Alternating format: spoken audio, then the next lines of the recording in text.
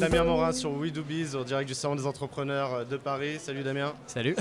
Alors Damien, tu es le fondateur, l'un des fondateurs de Save. Save, une startup dont on parle beaucoup en ce moment, avec des belles levées de fonds. Avant ça, on va quand même la pitcher. Donc Save, c'est quoi? C'est la réparation de mobile dans l'heure, c'est ça le pitch? C'est ça, donc Save, c'est un concept de réparation de smartphones et de tablettes tactiles. On a prévu d'étendre la marque à bien d'autres produits de notre vie courante, donc les ordinateurs portables, les montres connectées et autres objets de notre quotidien. Donc en fait, ce qu'on a, c'est des petits corners qui sont des points de vente qui font entre 12 et 15 mètres carrés, qui sont situés au milieu des allées des centres commerciaux, sur lesquels on va pouvoir faire la réparation en direct des téléphones de nos clients. Alors c'est une belle success story, on en parlera juste après, mais avant ça, moi j'aime bien parler des idées de ce type-là, parce que vous n'êtes pas dans la data scientist, etc. Uberisation vous avez une bonne idée simple, et on dit souvent que c'est les idées simples qui cartonnent en entrepreneuriat. Comment vous êtes dit, allez on y va, cette idée?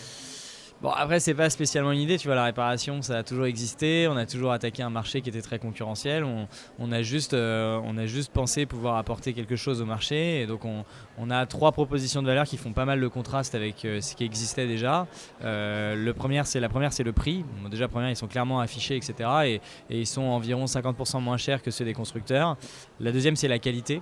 On offre une réparation avec une garantie de 1 an, ce qui était unique au moment où on s'est lancé. Aujourd'hui, on a un peu copié sur ce concept, mais globalement, l'idée, c'est que le téléphone, il est rendu à l'identique et ça va fonctionner. Alors c'est ça, sur ce sujet-là, on cherche de la confiance. Exactement.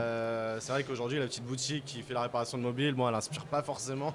C'est exactement ça. C'est ça que vous avez créé, vous. C'est exactement ça. Et puis là, on a une troisième proposition de valeur qui est sur la rapidité. C'est-à-dire qu'aujourd'hui, tu ne peux plus te séparer de ton téléphone et donc il est important de réparer tout de suite le téléphone.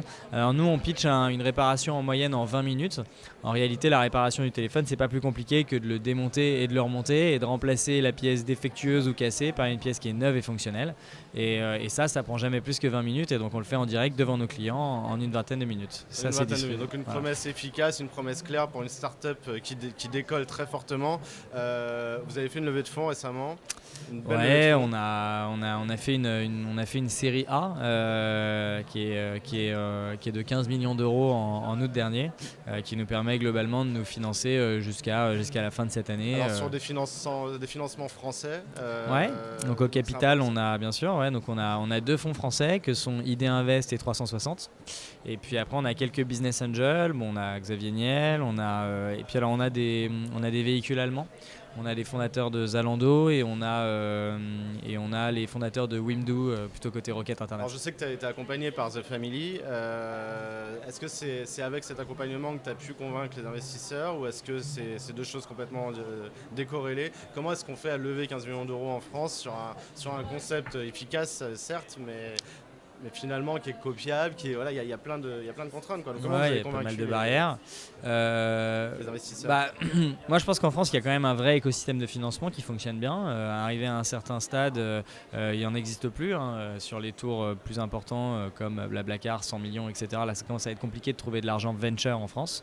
Mais sinon pour les boîtes comme les nôtres ça fonctionne bien. On a donc pitché le concept à beaucoup de nos fonds. Je pense que ce qui a pris le pli, c'était essentiellement l'exécution. Quand on a levé, on avait quand même déjà 45 points de vente, on avait 150 collaborateurs. Donc il y avait une preuve, c'est la preuve. Ouais, on avait déjà vachement bien exécuté, et on était allé super vite.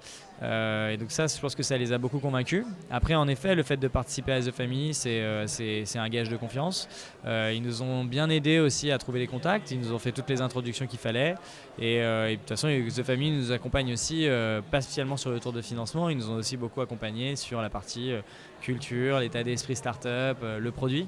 Donc, ça nous a pas mal bonne idée, simple, efficace, savoir être accompagné, savoir se financer. Ouais. C'est ça les clés de la réussite de Save?